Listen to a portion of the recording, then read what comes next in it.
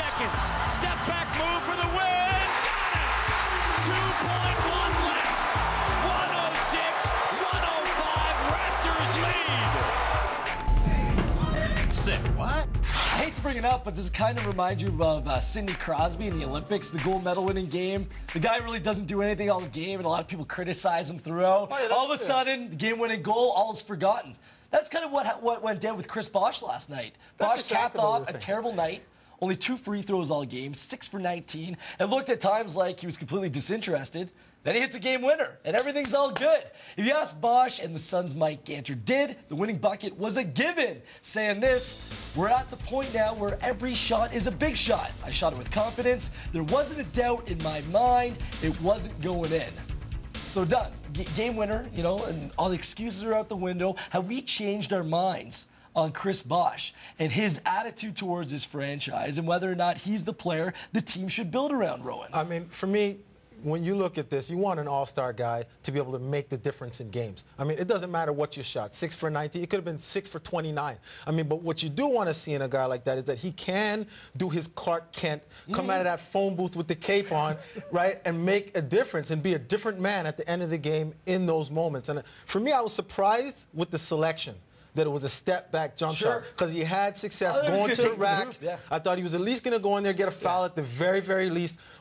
And it's hard to question when a guy does make a shot, but you do like that he was decisive and that he made the shot. Bro, let's be real. You are who you are, dude.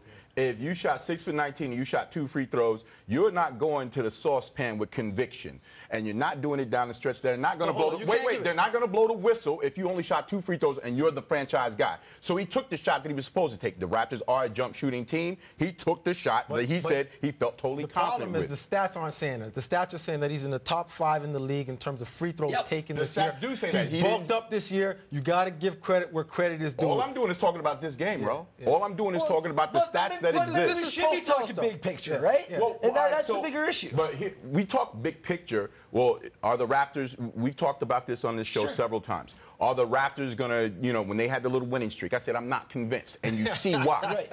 I'm not convinced. They are who they are. It sounds cliche, but I'm telling you, Chris was frustrated when he came back after the injury.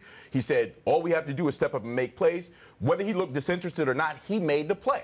So he's backing up his words. Now, if the rest of the guys choose to come along with him for these last couple of games for the rest of the season, that's up to them. But it will definitely play a large part in what he decides to do in free agency this year. But is he really backing it up, though? He backed it up last night on that clutch shot. I get it. But his stats is coming back from injury of all being down. He's looked disinterested. He scores his 10,000th point last night in front of his home crowd.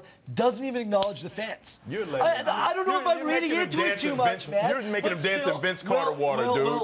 Straight up. No, honestly, you know, from coming on this show over the course of the last year or so, I've never been convinced that Chris Bosh should be the guy that this team builds around and keeps on building around long term. But that seems to be the only way this team is trying to go. And you just wonder what their approach should be this summer. Here's my thing, though. If you can build around Dirk Nowitzki, you can build around Chris Bosh. Right. Really, I mean, really. The Dallas Mavericks haven't won anything. Yeah, hold on. They went to the finals once. Are you saying that Dirk Nowitzki is so much of a better player than Chris Bosh? Even right now. I mean, you can build around Dirk Nowitzki because I think his offensive game is more dynamic and he can create his own shots more. He can create his own offense more. I don't think Chris Bosh can do that. I see Nowitzki as a true ¡1 tier guy. I don't see Bosh that. I see Bosh just below that. Now he's 31. Let's talk about Dirk when he was 25, when he was Chris's age. If you want to make that comparison, no, he wasn't 25 and 11. Be sure you know what you speak. And you be sure you know what you speak because at their age, Nowitzki was a better player carrying in a tougher division in the West than what Chris Bosh has done. Chris Bosh is a fantastic player. And I want to get back to what you just said right there. He wasn't a 25 and 11, but that's what Chris is right now. But still, this team is clawing its way, just trying to get into the playoff spot, trying to get into the playoffs. If it wasn't for the Chicago Bulls selling off their players at the trade deadline, Ty Thomas and John Salmons, the Raptors would be out of the playoffs. We got to be realistic, though. Look at the schedule and look at what they were doing pre-injury, pre-All-Star. They were getting wins. They were going in the right direction. You got some issues with Turkoglu, and you got some issues with Chris Bosh and his health, and it's starting to implode. hopefully you can think that they're starting to build off of this game and start to go in the right direction. But for all intents and purposes, it started looking like it was going in the right direction. Sure. Do I believe that they're the team that's going to go into the second round this year? I still think that they have some work to do.